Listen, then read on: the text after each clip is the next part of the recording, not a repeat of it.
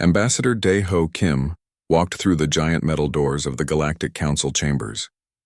The room was huge, with curved walls that reached up so high he could barely see the ceiling. Around him sat representatives from dozens of alien species, each one looking different and strange. Dae-ho was used to this by now. For 50 years, humans had been coming to these meetings. For 50 years, they had been the odd ones out. He took his seat at the human section, a small area compared to the massive spaces given to the big military powers. Next to him sat So-Young Park, Earth's military officer. She carried a simple briefcase with their presentation materials. "The yearly military assessment will now begin," announced the council speaker, a tall blue creature with too many arms. "Each species will present their current military capabilities and territorial claims." One by one, the great powers stood and boasted. The Krathan Empire showed videos of their massive war fleets destroying entire moons for target practice. The Voss Confederation displayed their planet-killer weapons with pride. Each species tried to outdo the others with bigger guns, larger armies, and more conquered worlds. When Earth's turn came, Dae-ho stood calmly. So-Young activated their holographic display. "Humans present the following capabilities," she said in her quiet voice. "Defensive shield systems covering all colonies. Advanced medical facilities on every world. Emergency evacuation protocols that can move entire populations in 72 hours. A sound like laughter came from the Krathan section. General Thekmore, a huge creature covered in thick armor plates, stood up. His voice boomed across the chamber. "Defense systems? Medical facilities?" he said with amusement. "Where are your weapons? Your battle fleets? Your conquered territories?" So-Young clicked to the next image. It showed Earth's fleet. Ships designed for rescue, exploration, and peaceful transport. "Our fleet consists of 300 vessels dedicated to science, trade, and emergency response." More laughter filled the room. The representative from the Voss Confederation, a thin creature with multiple eyes, shook its head. "In 50 years, humans have never started a single war," it said. "They have the population of 12 billion across 20 worlds. They have the resources to build great armies, yet they choose to play with medicine and rescue ships." Dae-ho remained calm. He had heard all this before. "We believe in peaceful solutions to conflicts," he said. "Peaceful solutions." General Thekmore's voice grew louder. "You mean surrender? You mean giving up when real species would fight?" The chamber filled with sounds of agreement from many representatives. Dae-ho noticed Dr. Mira Choi sitting in the observer section. The scientist was taking notes, her face showing no emotion as she recorded everything. General Thekmore activated his own display. It showed a map of the galaxy with trade routes marked in different colors. The best routes, the ones that passed through resource-rich systems, were marked in red. "These prime trade routes," he said, "should belong to species with the strength to defend them, not to weak creatures who run away from every fight." The Krathan general pointed directly at Dae-ho. "I challenge humanity's right to the Centauri trade corridor. You have held it for 30 years through council politics and peaceful agreements. But what happens when someone simply takes it from you?" Dae-ho considered this carefully. The Centauri corridor was important to Earth's economy. It connected their agricultural worlds to major galactic markets. Losing it would mean hardship for millions of humans. "We are willing to discuss sharing the trade routes," Dae-ho said finally. The chamber erupted in more sounds of amusement. Several alien representatives began talking among themselves, pointing at the human section. "Sharing!" General Thekmore made a sound like a roar. "Did you hear that? They offer to share what is theirs because they are afraid to fight for it." So-Young leaned over to whisper in Dae-ho's ear. "Sir, we could demonstrate some of our defensive capabilities. Show them we're not completely helpless." Dae-ho shook his head slightly. "Not necessary," he whispered back. Dr. Mira Choi watched this exchange carefully. She had been studying alien behavior for decades. She saw how they responded to shows of strength, how they respected only power, but she also saw something else, how they misunderstood human behavior completely. The council speaker called for order. "The Krathan Empire has made a formal challenge to human territorial claims. How does Earth respond?" Dae-ho stood again. His voice remained calm and steady. "We propose mediation through the council's peacekeeping committee. We are confident that reasonable beings can find a solution that benefits everyone." This time the laughter was so loud it hurt human ears. General Thekmore spread his massive arms wide. "Mediation. Committees," he said. This is exactly what I mean. Humans talk when they should act. They negotiate when they should fight. They share when they should take. The Voss representative stood up. Perhaps it is time to test human resolve more directly, it said. Its multiple eyes focused on Deho. The agricultural colony of New Jeju sits along the contested trade route. It would be a shame if pirates began operating in that area. Dr. Mira Choi stopped taking notes. She looked up sharply at this veiled threat. New Jeju was home to 50,000 human farmers and their families. Deho's expression did not change. We trust that the Council will ensure the safety of all peaceful colonies, he said. General Techmore laughed again. The Council protects those who can protect themselves, he said. New Jeju is very far from Earth, very isolated. If raiders happen to find it, well, accidents happen in space. The chamber grew quiet. Every representative understood what was being said. The Krathen were going to attack New Jeju to see how humans would respond. We call for an immediate vote on the trade route ownership, General Techmore announced. Let the Council decide if humans deserve what they cannot defend. Deho looked around the chamber. He saw the faces of beings who had built their civilizations on conquest and war. They had never understood humans, and they never would. Very well, he said quietly. We await the Council's decision. Dr. Mira Choi gathered her notes and left the chamber. She had work to do. Her research was almost complete, and what she had learned would change everything. But first, she needed to warn the colonies. As the session ended, General Techmore approached Deho with a smile that showed too many sharp teeth. I almost feel sorry for you, he said. Your people seem so nice, so peaceful. It's really too bad they chose such a weak leader. Deho looked up at the massive alien general. For just a moment, something flickered in his eyes, something cold and calculating. But then he smiled politely. Thank you for your concern, he said. I hope our species can remain friends. General Techmore walked away, already planning his next moves. He did not see Dr. Mira Choi watching from the shadows. He did not know that every word he had spoken was being recorded and analyzed.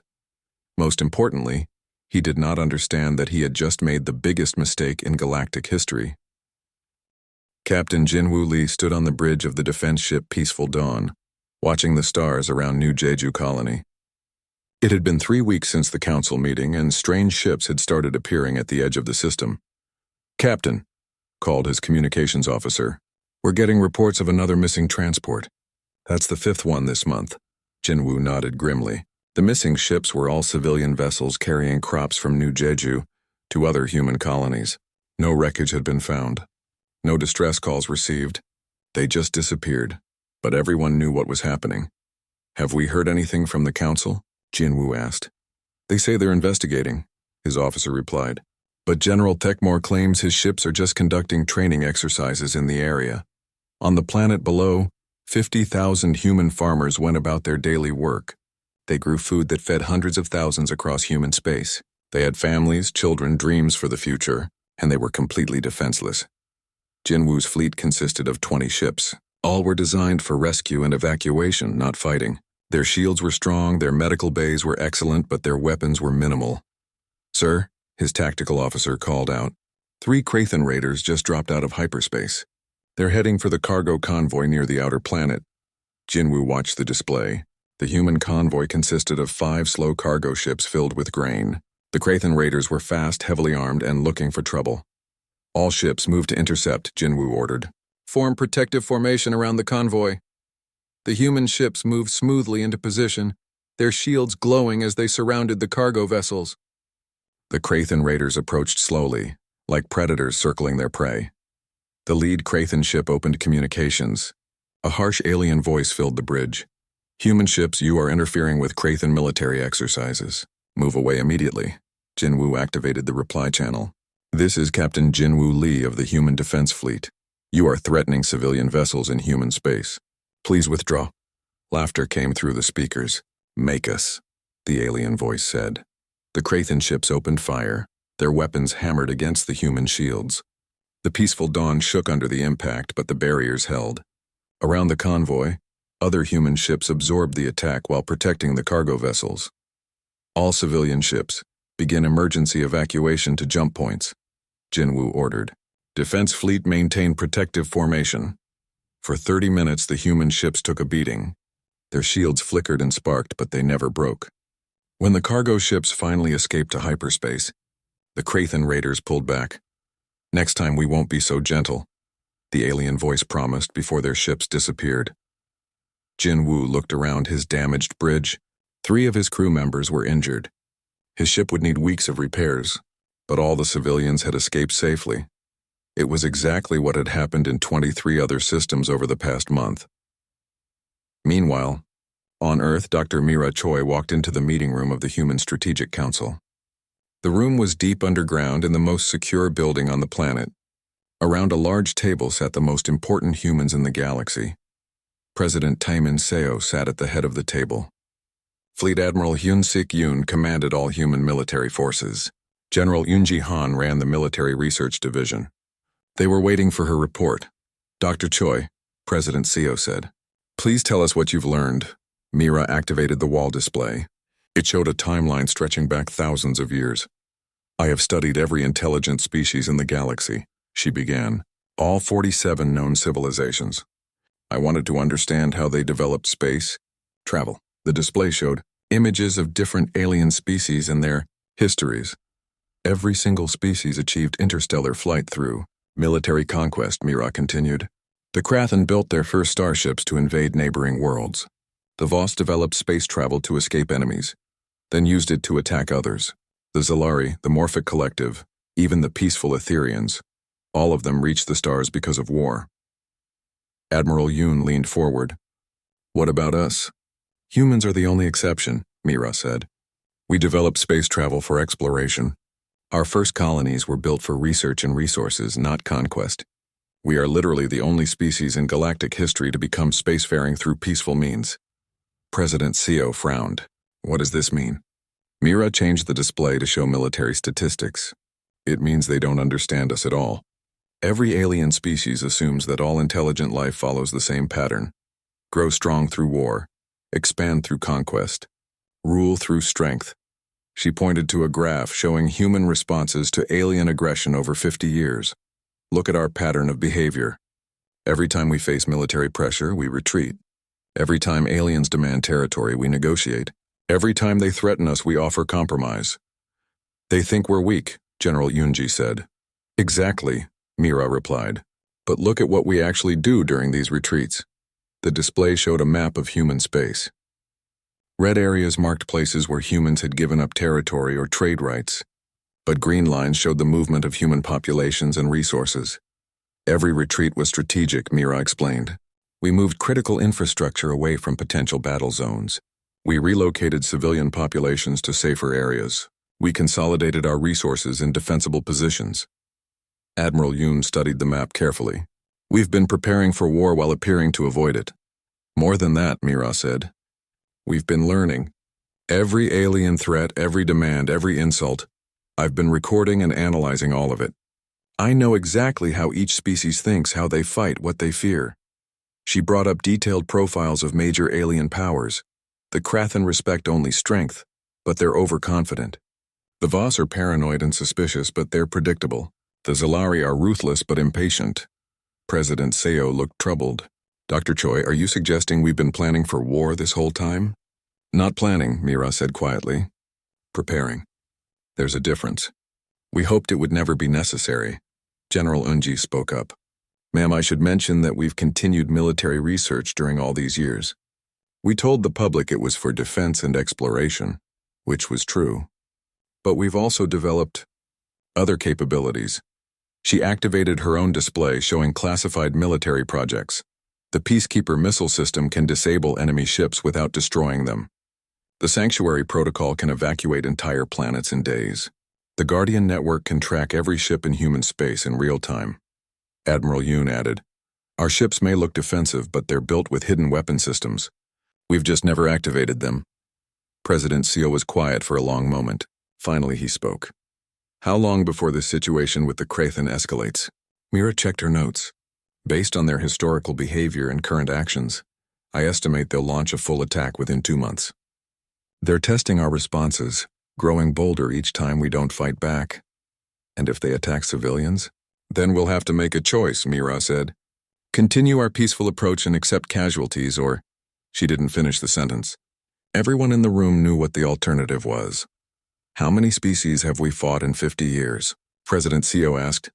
None. Admiral Yoon replied. How many wars have we started? None. How many times have we struck the first blow? Never. President Seo looked around the table at his advisors. Then let's hope the Krathen remember that.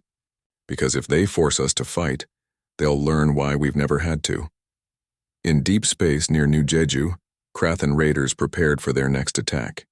They had no idea that every move they made was being recorded, analyzed, and stored in human databases. They were about to test a species that had spent 50 years learning how to end wars without fighting them. Soon, they would discover what happens when that species decides fighting is the only option left. The attack came at dawn on New Jeju. Commander Yoo-jin Nam was having breakfast with her 6-year-old daughter when the alarms started screaming. Through the window of their small apartment, she could see Krathen warships dropping out of hyperspace like falling stars. Mommy, what's that noise? Little Hayrin asked, pointing at the ships. Yoo-jin grabbed her daughter and ran for the emergency shelter. All around the colony, 50,000 people were doing the same thing. They had practiced this drill hundreds of times, but everyone hoped they would never need it. The Krathen ships didn't target military bases. There weren't any real military bases to target. Instead, they aimed their weapons at hospitals, schools, and civilian shelters. The first bomb hit the main medical center. The building disappeared in a ball of fire, taking with it 300 patients and all the doctors trying to help them. The second bomb hit the primary school where children were singing their morning songs. Yoo-jin reached the underground shelter with her daughter just as the ground shook from another explosion. Around them, families huddled together while the walls trembled and dust fell from the ceiling.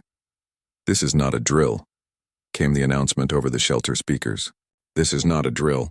All civilians remain in shelters until further notice.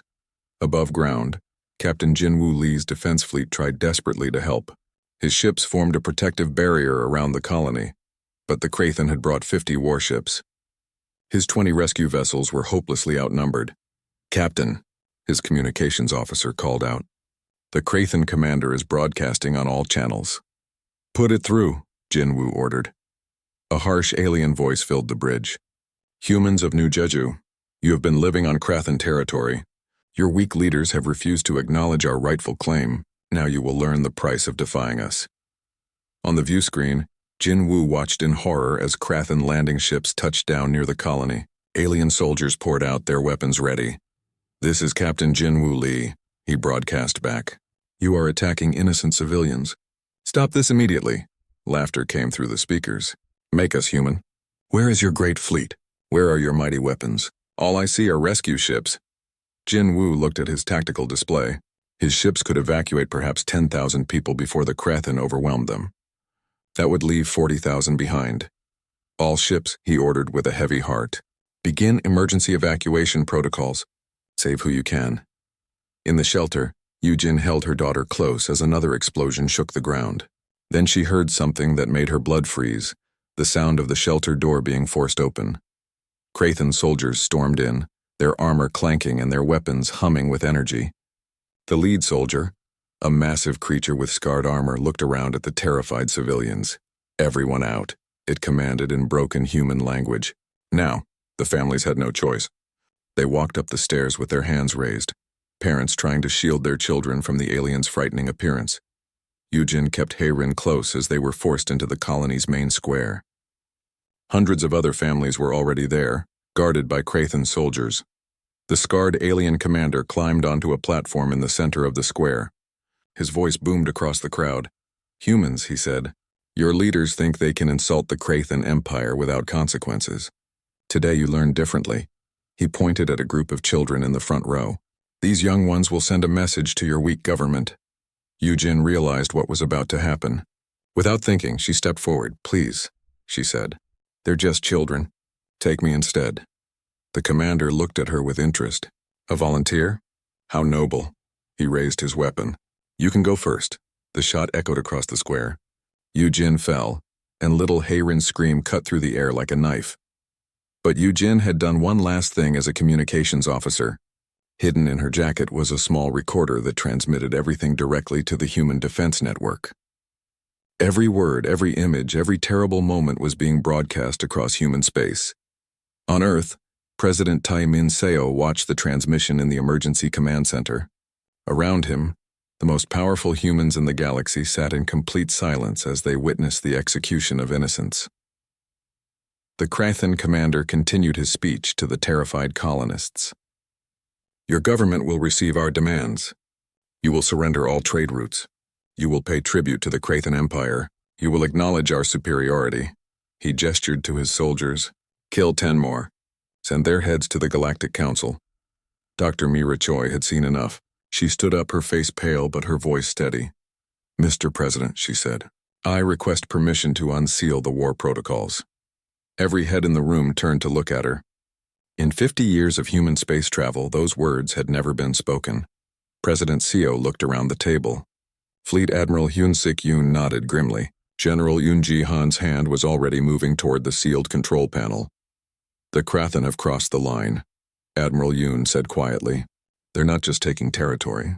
They're murdering civilians to make a point. If we don't respond, General Yoon-ji added, every alien species will think they can do the same thing. President Seo stood up slowly. He thought about 50 years of peaceful diplomacy, 50 years of avoiding conflict, of finding non-violent solutions, of proving that intelligent beings could live together without war. Then he thought about little Hayreen screaming over her mother's body. Dr. Choi, he said in a voice like steel. Unseal the protocols.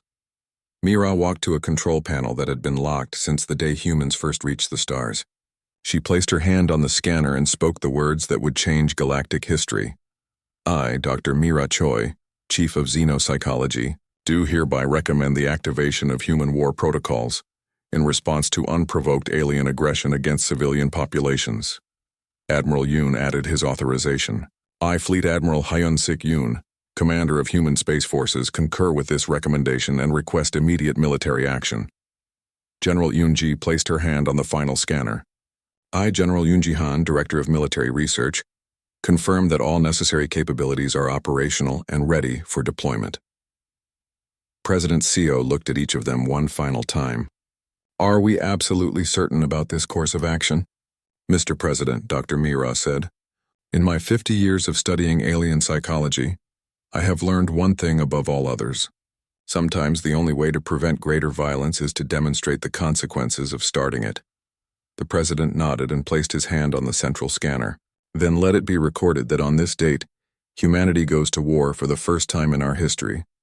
God help us all. The panel lights turned from green to red.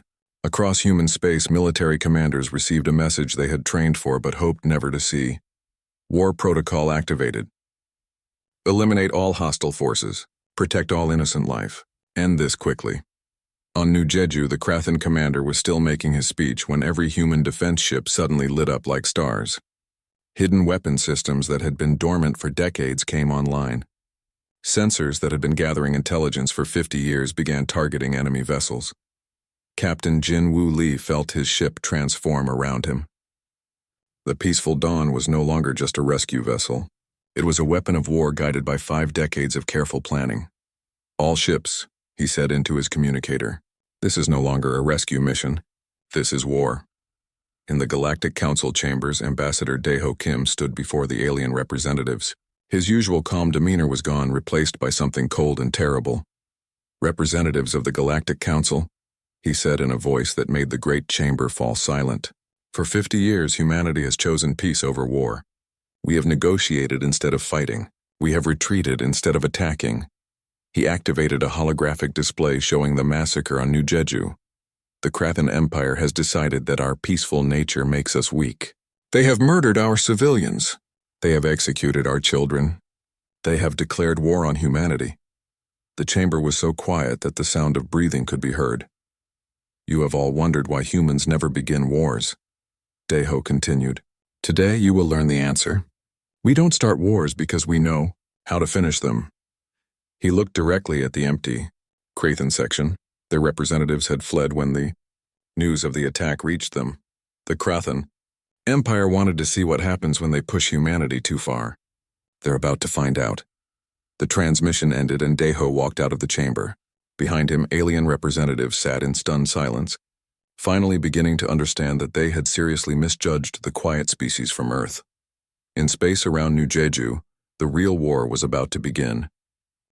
The war began at exactly 1432 Galactic Standard Time. Captain Kai-Tae Park commanded the first human offensive fleet in history. His ship, the Final Answer, dropped out of hyperspace above the Krathan military base on Korak Prime with 99 other vessels. The Krathan defenders were expecting a desperate rescue attempt. Instead, they faced something that had never existed before. Humans who came to fight. Target analysis complete, reported his tactical officer. 17 enemy warships, 43 support vessels, orbital defense platforms, and approximately 50,000 military personnel. Kite studied the battle display. For 50 years, humans had been watching alien military tactics.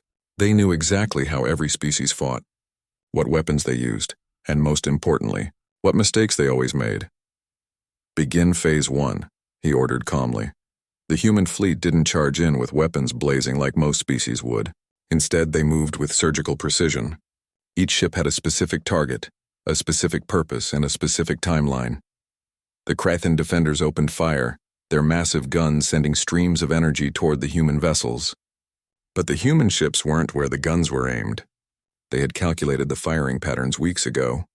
Within 10 minutes, every Krathan weapon platform was disabled. Not destroyed, disabled. The difference was important. Sir, his communications officer called out, we're receiving surrender requests from 12 Krathan vessels. Accept all surrenders, Kite replied. Transfer their crews to secure holding areas. Provide medical care as needed. This confused the Krathan completely. In their experience, war meant total destruction of the enemy. But humans were fighting a different kind of war. On the planet below, Krathan ground forces prepared for invasion. They expected human troops to land and fight building by building, like civilized warriors should. Instead, Dr. Haiwan Song activated the Psychological Warfare Division's first broadcast. Her voice reached every Krathan communication device on the planet. But she wasn't speaking to the soldiers, she was speaking to their families.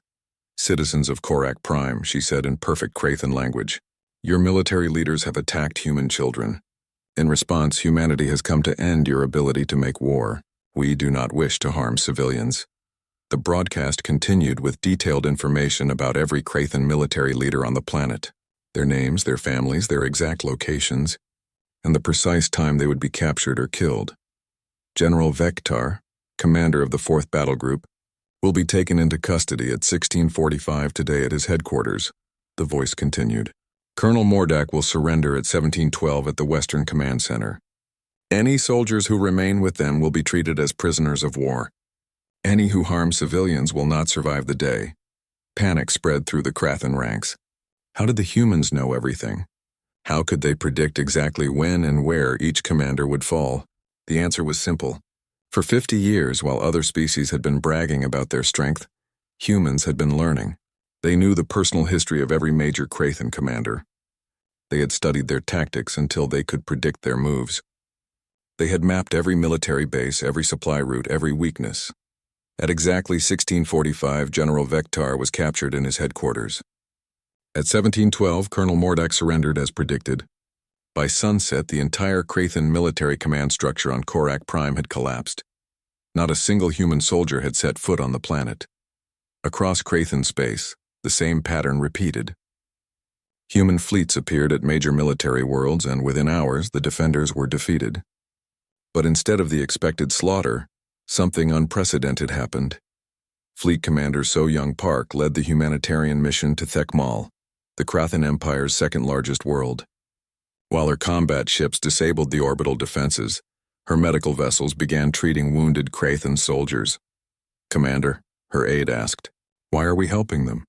They murdered our people. So Young watched through the viewport as human doctors worked alongside Krathan medics to save lives. Because that's what separates us from them, she said. They kill innocents to make a point. We save innocents to make a point.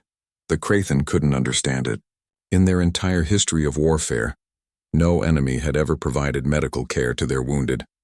Yet here were humans, treating Krathan injuries while simultaneously destroying their military. Word of this strange behavior spread through the galaxy faster than the news of human victories. Other alien species watched the war with growing amazement and fear. The Voss Confederation called an emergency meeting. Their war council gathered to discuss the human threat. "They've defeated 17 Krathen worlds in 6 days," reported their intelligence chief. "But they haven't killed a single civilian. They're not fighting for territory or resources. They're fighting to end the Krathen's ability to make war." Admiral Jinwoo Lee, now commanding the human blockade fleet, demonstrated this principle when Krathen reinforcements tried to reach their remaining strongholds. The enemy fleet consisted of 80 warships, one of the largest military forces ever assembled. They expected a massive space battle with thousands of casualties. Instead, the humans simply stopped them. "This is Admiral Jinwoo Lee of the Human Defense Force," he broadcast to the Krathen fleet. "You are approaching a war zone. Turn back now." The Krathen commander laughed. "You have only 30 ships, human. We will crush you and rescue our worlds." "I have detailed battle plans showing exactly how this engagement will end," Jinwoo replied calmly. "At 11:23, your flagship will lose main power. At 11:31, your second battle group will surrender. At 11:45, your entire fleet will be disabled. You have 47 minutes to change course and save your crews." The Krathen commander cut the channel and ordered his fleet to attack. At exactly 11:23, the Krathen flagship lost main power to a precisely targeted electromagnetic pulse. At 11:31, the second battle group surrendered after their weapon systems were disabled. At 11:45, the entire Krathen fleet was floating helplessly in space. Not one ship had been destroyed. Not one crew member had died. But the most powerful Krathen military force in history was completely defeated. Other alien species received copies of the battle recording within hours. The message was clear. Humans could predict and counter any military action with perfect accuracy. The Zalari Empire, longtime enemies of the Krathen, sent a diplomatic message to Earth. "We will remain neutral in this conflict." The Morphic Collective, who had been considering their own attack on human space, quietly withdrew their fleets to defensive positions. Even the mighty Voss Confederation, rulers of 43 worlds, decided that testing human military capabilities would be unwise. But the most shocking moment came when the Etherian Peace Council, the oldest and wisest species in the galaxy, sent an unprecedented message to the humans of Earth. Their message read, "In 12,000 years of galactic civilization, we have never seen warfare conducted with such precision and mercy. You fight not to conquer, but to end fighting itself. We offer our assistance in bringing this conflict to a close." President Taemin Seo read the message in the war room on Earth. Around him, his commanders were reporting victory after victory. The Krathen Empire was collapsing, but with minimal casualties on both sides. "Dr. Choi," he said, "how long before the Krathen request formal surrender?" Mira checked her psychological profiles. "Based on their cultural patterns and current military situation, I estimate 6 more days. They will demand terms that allow them to save face. And will we give them those terms?" "That depends," she replied. "Do we want to end this war, or do we want to ensure it never happens again?" Fleet Admiral Hyun-Sik Yoon looked up from the battle reports. "Sir, we could end their military entirely within the week, but rebuilding their civilization afterward would take years." General Yoon-ji leaned forward. "We've proven our point. The galaxy knows what happens when humans are forced to fight. The question is, what do we do with that knowledge?" President Seo was quiet for a long moment. Through the window, he could see Earth's blue oceans and white clouds. Somewhere out there, human children were playing in parks, completely safe because their parents had finally decided to fight. "Set up a meeting with the Krathen leadership," he said finally. "It's time to end this war and make sure it never needs to happen again." In Krathen space, General Tekmor sat in his command bunker, watching his empire crumble on the tactical displays. His greatest fleets were defeated. His mightiest fortresses were captured. His most brilliant commanders were prisoners. But what frightened him most was the realization that the humans were holding back. They could have destroyed everything in the first day. Instead, they were dismantling his military piece by piece, like a teacher showing a slow student how to solve a problem. For the first time in his life, the great Krathen warrior understood what it meant to face a truly superior opponent. The humans hadn't just won the war. They had made it clear that they could have ended it before it began, if they had chosen to. Now he finally understood why humans never started wars. They never needed to. 1 year later, Ambassador Dae-ho Kim walked into the Galactic Council chambers for the first time since the war ended. The room looked exactly the same, but everything else had changed completely. The alien representatives who once mocked human weakness now stood when he entered. Species that had demanded tribute from Earth now offered trade agreements. The great military powers that had threatened human colonies now requested protection treaties. Dae-ho took his seat at the human section, which was no longer small. The Council had expanded it to match humanity's new status as the galaxy's dominant military power. The Council speaker, the same blue creature with too many arms, called the session to order. But his voice was respectful now, almost nervous. "The annual review will now begin," he announced. "This year's topic, Understanding the Human Peace Doctrine." Dr. Mira Choi stood to present her findings. Over the past year, she had been studying how the war had changed galactic politics. Her research would reshape how every species viewed conflict. "Members of the Council," she began, "1 year ago you asked why humans never start wars. Today I will explain what we learned about ourselves when we were forced to fight one." She activated the holographic display, showing statistics from the 6-month war. The conflict with the Krathan Empire involved 47 separate battles across 23 star systems. Human forces engaged approximately 2 million enemy soldiers and 1,200 warships. The numbers appeared on the screen, and several alien representatives shifted uncomfortably.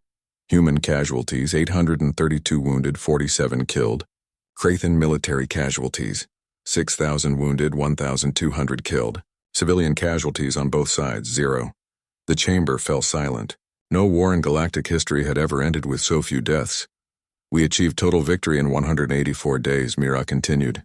The Krathan Empire, a military power that had conquered 12 worlds over 3 centuries, was completely defeated. But here's the important part. Their civilization still exists." She showed images of former Krathan worlds. Instead of bombed ruins, they displayed rebuilt cities and thriving populations. "General Yujin Nam now leads the Krathan Rehabilitation Corps," Mira explained. "The former empire has been restructured as a peaceful federation. Their military has been replaced with exploration and research fleets. Their weapons factories now produce medical equipment and farming tools." In the observer section, General Yujin Nam, the same commander whose daughter had died in the first attack, nodded to the Council. She had spent the past year helping her daughter's killers learn to live without war. "But the most important lesson," Mira said, "is what this war taught us about the nature of conflict itself." She changed the display to show psychological profiles of different species. Every other civilization in the galaxy developed space travel through military necessity. You learn to fight, then learn to explore. This created a fundamental assumption that intelligence and aggression are linked. The alien representatives listened carefully. Many were hearing this analysis for the first time. Humans evolved differently. We developed space travel through curiosity, not conquest. This meant we approached conflict from a completely different perspective. President Tai Min-seo stood to address the Council. His presence alone was enough to quiet any remaining whispers. "We spent 50 years being underestimated," he said. "Other species saw our peaceful nature as weakness. They thought we were afraid to fight." He looked around the chamber, making eye contact with representatives from every major power. "The truth is that we were afraid to fight, but not for the reasons you thought. We were afraid because we knew what would happen if we did." The display showed human military doctrine, no longer classified. When humans fight, we don't fight to win territory or gain resources. We fight to end fighting. Our goal is never conquest. It's the permanent prevention of future conflict. Admiral Hyun-sik Yoon added his perspective. "During the war, we could have destroyed every Krathan world in the first week. Our weapons were designed for that capability. But destruction doesn't prevent future wars, it creates them. Instead," President Seo continued, "we chose to demonstrate something new. We showed that war could be ended through superior strategy rather than superior violence." The Voss representative, a thin creature with multiple eyes, raised a tentacle. "Are you saying that humans will never use their full military power?" Dr. Mira answered carefully. "We're saying that our full military power is the ability to end conflicts without destroying civilizations. That is far more difficult than simple destruction, but far more effective." Captain Kite Park, now Fleet Admiral, stood to present the final element of human military doctrine. The Krathen attack taught us something important about galactic politics. As long as species believe that military might makes right, conflicts will continue. Someone will always think they can win through force. He activated a new display showing the current disposition of human forces. Therefore, we are implementing the human doctrine. Any species that attacks another will face human intervention. Any civilization that attempts conquest will be peacefully dismantled. Any government that threatens civilians will be restructured. The chamber erupted in surprised voices. Several representatives began talking at once. President Seo raised his hand for silence. "This is not conquest," he said firmly. "This is peacekeeping. We will not rule other species, but we will prevent them from ruling each other through violence." The Etherian Peace Council representative, an ancient being that had lived for thousands of years, spoke in a voice like wind through crystals. "In all my years," it said, "I have never seen a species voluntarily take responsibility for galactic peace. How can we trust that humans will not abuse this power?" Dr. Mira smiled sadly. "Because we don't want it," she replied. "Every human leader wishes we could return to our peaceful exploration. But the galaxy has shown us that someone must prevent wars, or they will never end." Ambassador Daeho Kim stood for the final presentation. In his hands was a simple document that would change galactic civilization forever. "The human peace doctrine," he announced, "is now galactic law. Any species may challenge it, but they should understand the consequences." He looked directly at the empty Krathen section, then at each of the major powers. "We have proven that we can end any war quickly and efficiently. We have shown that we will rebuild what we defeat. We have demonstrated that our goal is peace, not power." The document was transmitted to every ship, every colony, every government in known space. "From this day forward," Daeho said, "the galaxy operates under one simple rule. No species may attack another without facing human intervention. No civilization may threaten civilians without being peacefully dismantled. No government may choose war without choosing to face us." The silence in the chamber was absolute. "We will never start a war," he continued, "but we will always finish one, and we will finish it in a way that ensures it never happens again." President Seo took the podium for the final statement. 50 years ago, humans joined the galactic community as explorers and traders. We hoped to learn from older, wiser civilizations. Instead, we learned that wisdom and age don't prevent species from choosing violence over peace. He looked around the chamber one last time. "So we made a choice. We will be the species that prevents others from making that choice. We will be the civilization that ensures peace through strength, rather than strength through war."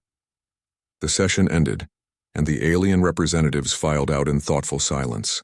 They finally understood what they had created when they forced humanity to fight. Later, in the human section, Dr. Mira Choi gathered her materials while Admiral Kaide Park powered down the displays.